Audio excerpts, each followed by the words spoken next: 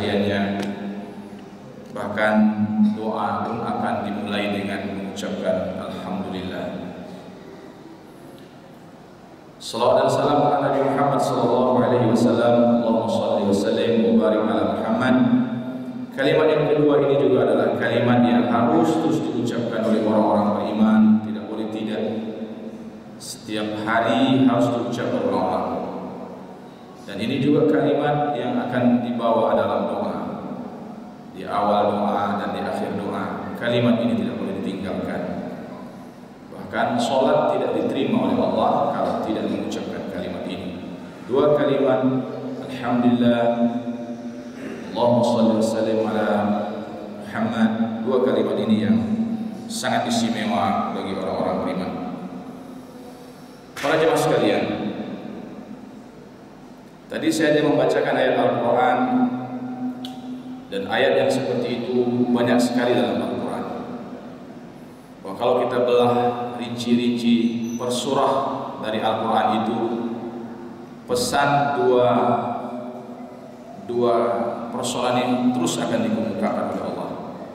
Pertama, beriman, kafir, baik, buruk, ashabul yamin, ashabus shimal, golongan kanan, golongan kiri, tidak ya? Orang yang kafir, orang yang beriman, orang yang kufur, orang yang syukur, begitulah seterusnya. Kalau kita belah-belah isi Al-Quran itu sebenarnya temanya itu semua. Baik buruk, ya. Dunia, akhirat, orang dalam surga dan neraka, orang yang dicintai, orang yang dibenci, orang yang dipandang oleh Allah, orang yang dipalingkan pandangan, dan lain-lain. Begitulah inti Al-Quran itu sebenarnya itu. Bagaimana kita dikasih bocoran oleh Allah Subhanahu wa taala bahwa hidup ini memang harus ada pilihan. Mau jadi orang baik atau menjadi orang buruk, pilih saja. Inti Al-Quran itu sebenarnya itu. Tapi untuk sampai kepada baik atau buruk itu, banyak sekali instrumen yang disiapkan oleh Allah dan Rasulnya dari agama ini yang harus kita ikuti. Ada persoalan itu yang kadang-kadang besar, menonjol, ada persoalan kadang-kadang kecil lalu dilupakan. Padahal persoalan-persoalan yang besar itu kadang-kadang kecil nilainya di hadapan Allah. Misalnya kita berdebat tentang suatu teori tentang bagaimana penciptaan misalnya. Kadang-kadang capek sekali kita mendiskusikannya, tapi sebenarnya di sisi Allah itu biasa saja, kecil saja nilainya. Tapi kadang-kadang ada sesuatu yang menurut kita biasa dan semua kita bisa mengerjakannya, saking dengan gampang dan mudahnya sehingga tak terkerjakan. Apa misalnya mengucapkan Alhamdulillah, mengucapkan selawat, setiap nama Nabi disebut, hal-hal kecil, Subhanallah, Alhamdulillah, wa la ilaha illallah, Allahu Akbar. Ini kadang-kadang kalimat-kalimat ajaran-ajaran yang ditawarkan oleh Allah yang dipandang biasa saja, padahal nilainya sangat tinggi. Dalam khutbah ini, khatib ingin mengajak kita semua mengambil satu zikir habis sholat. Zikir habis sholat. Zikir habis sholat itu kan banyak. Kemarin kalau nggak salah saya sudah ditempelkan di papan pengumuman oleh Pak Dr. Ramli, ditulis. Zikir habis sholat itu pertama, selesai sholat, Astagfirullah 3 kali, Astagfirullah, Astagfirullah, Astagfirullah. Setelah itu apa lagi? Allahumma antas salam wa minkas salam, tabarakta ya dzal jalali wal ikram. Apa lagi?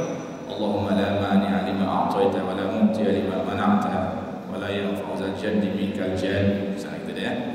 Apa lagi? Banyak lagi. Ada lagi Allahumma antas salam. Ada lagi? Apa lagi doanya? Banyak. La ilaha illallah wahdahu la syarika lahul mulku wa lahul hamdu wa huwa ala kulli syai'in qadir. Ada lagi? Ada lagi. Allahumma a'inni ala dzikrika wa syukrika wa husni ibadatik.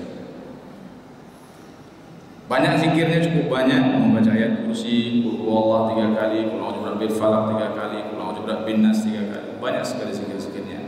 Dan satu di antara zikir itu yang khatib ingin ajak kita melihatnya, dan tentu ini melihatnya dari kacamata iman. Karena kalau orang kafir itu disampaikan pun cerita yang ringan ini ya semakin ringan pada pikirannya. Itulah bedanya orang kafir dengan orang beriman. Kalau orang kafir seperti disebut oleh Allah dalam ayat yang khatib baca, innal ladzina kafaru sawa'un 'alaihim, sama saja mereka itu. Orang kafir telah tertutup hatinya itu, sama saja sama mereka itu, dikasih peringatan, dikasih apa, disampaikan atau tidak, sama saja. La yu'minu, mereka tidak akan beriman. Beda sama orang-orang beriman, hatinya terbuka, mudah menerima kebenaran. Persoalan kecil saja. Ada zikir setelah sholat itu, diantaranya Allahumma rzuqna atau Allahumma rzuqni ilman nafi'an. Satu, warizqan thayyiban. Ada lain, warizqan halalan thayyiban mubarakah. Tiga lagi ya. Wa amalan mutaqabbalan. Tiga ini. Allahumma rzuqni ilman nafi'an. Ya Allah, berilah aku rezeki ilmu yang bermanfaat. Ilman nafi'an. Kemudian warizqan thayyiban, warizqan halalan thayyiban mubarakah, lagi ditambah, lebih bagus, lebih mantap ya. Dan berilah aku ya Allah rezeki yang halal, baik, berkah. Halal, baik, berkah. Wa amalan mutaqabbalan, dan berilah aku ya Allah amal ibadah yang diterima. Para jemaah sekalian, ternyata tiga hal ini menjadi penting bagi orang beriman. Saling terkait antara satu dengan yang lain, tidak bisa dipisahkan, terintegrasi dia. Jadi kalau kita dalami secara mendalam, cukuplah ini menjadi membuat seseorang itu menjadi orang baik. Zikir ini saja sudah cukup membuat orang berusaha akan menjadi orang baik. Kalau zikir ini dibaca dengan keimanan. Allahumma rzuqni ilman nafi'an. Waktu kita buka dalam buku-buku, apa itu al-ilmu? Ilmu. Yang selama ini kan banyak orang memahami bahwa ilmu itu adalah mungkin banyaknya hafalan, banyaknya apalagi gelar kan, tingginya sekolah kan, apalagi wah bapak itu banyak ilmunya itu, sekolahnya S2 itu S3 itu, wah bapak itu banyak ilmunya itu kitab di luar kepala itu hafal dia itu. Apakah itu ilmu? Tidak. Ilmu itu adalah nur. Al-ilmu nurun. Sederhana saya buat bahasanya agar mudah dipahami. Ilmu itu cahaya. Al-ilmu nurun, ilmu itu cahaya. Cahaya itu artinya adalah karakter cahaya ini dia memancar, bermanfaat, bisa digunakan oleh diri sendiri dan orang lain. Jadi setiap kali kita mendapatkan ilmu, pertanyaannya adalah ilmu itu bermanfaat nggak untuk kita? Bermanfaat nggak untuk orang lain? Itulah yang kita minta kepada Allah. Allahumma rzuqni ilman nafi'an. Yang kedua, dari zikir itu kita memahami bahwa ilmu itu bukan sekedar diusahakan, tapi ilmu itu adalah diberikan. Siapa yang memberinya? Allah Subhanahu wa taala. Contoh saja. Kalau ditanya sama seorang yang sarjana, yang kuliah, yang sekolah tentang apa saja zikir pagi, dia hafal. Hadisnya dia hafal, bisa ditakhrij, ini hadisnya sahih di kitab Bukhari nomor hadis sekian, paham dia. Ini dari sekolah dari Rasulullah SAW, paham dia. Waktu ditanya, Bapak udah zikir pagi? Belum. Nah, ini masalah ya. Ini menurut teori Islam belum berilmu itu. Karena orang berilmu itu adalah yang ia dapat itu diberi oleh Allah, memancar dari dirinya, dan itu bisa menerangi dirinya dan orang lain. Di ilmu itu nyebar seperti cahaya, masuk ke relung-relung bumi itu tidak bisa dihalangi dan bermanfaat. Itu yang kita minta kepada Allah. Yang pertama, minta ilmu yang bermanfaat. Itu tidak ada gunanya kalau doktor itu sudah banyak, kalau S2 udah bukan banyak lagi, udah bertimbun ya. S1 sudah berserak. Tapi pertanyaannya adalah ilmu itu bermanfaat atau tidak. Itu akan terlihat nanti amalan yang terakhir. Yang kedua, kita minta kepada Allah rezeki yang halal. Para jemaah sekalian, ini 3 unsur ini ya, terkait ini. Ilmu itu akan membimbing kita. Kemudian yang kita minta adalah rezeki yang halal. Jadi kalau kita buka dalam hadis-hadis Nabi, itu rezeki yang haram itu bukan hanya membuat secara psikologi kita goncang ketika menerima dan memanfaatkannya ketika masih muda, apalagi nanti kalau sudah pensiun.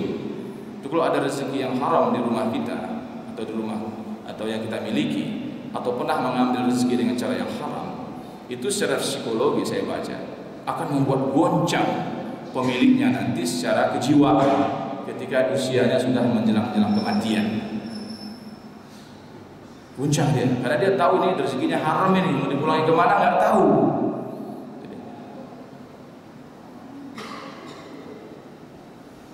Tapi juga rezeki yang haram itu membuat Allah tidak menerima amal. Salah satu nanti kita bahas dalam pembatal amal itu diantaranya adalah memakan benda yang haram. Karena daging, darah yang tumbuh dari benda yang haram, fannaru aula bih. Yang layak untuknya itu adalah neraka. Artinya masuk neraka. Orang yang makan makanan yang haram itu masuk neraka. Belum lagi kita baca banyak sekali hadisnya ini, karena kita waktunya singkat. Banyak sekali hadisnya. Kalau kita ambil benda yang haram, Allah akan ambil dari orang yang mengambil benda haram itu lebih dari itu. Jadi kalau ada orang nipu 1 juta, Allah akan ambil dari dia lebih dari itu. Kalau orang tahu tentang hadis-hadis kursi itu, maka tak berani orang mengambil yang haram. Tidak ada gunanya. Kita ambil 1.000, dia ambil Allah 20.000, sama saja. Cara Allah ngambil itu gampang. Jadi jangan kita minta kepada Allah, ya Allah, berilah aku rezeki yang halal. Dengan doa itu, insya Allah akan baiklah. Tidak akan bermain-main dengan makanan. Falyanzuril insan ila ta'am. Perhatikan makan. Sebelum makan, tengok dulu betul. Ini layak dimakan atau tidak. Kemudian wa amalan mutaqabbala, makanan yang halal, berkah, tidak haram, dan ilmu yang cukup menjadi kata kunci diterimanya amal. Para jemaah sekalian, sebenarnya kalau kita dalami ajaran Islam itu, doa itulah sebenarnya simpul yang paling kuat dan besar. Kalau orang sudah berdoa seperti itu, apalagi habis sholat, habis zikir kepada Allah, doanya itu bukan, ya Allah, berilah aku ilmu yang bermanfaat, berilah aku rezeki yang halal, berilah aku amalan yang diterima. Luar biasa ini.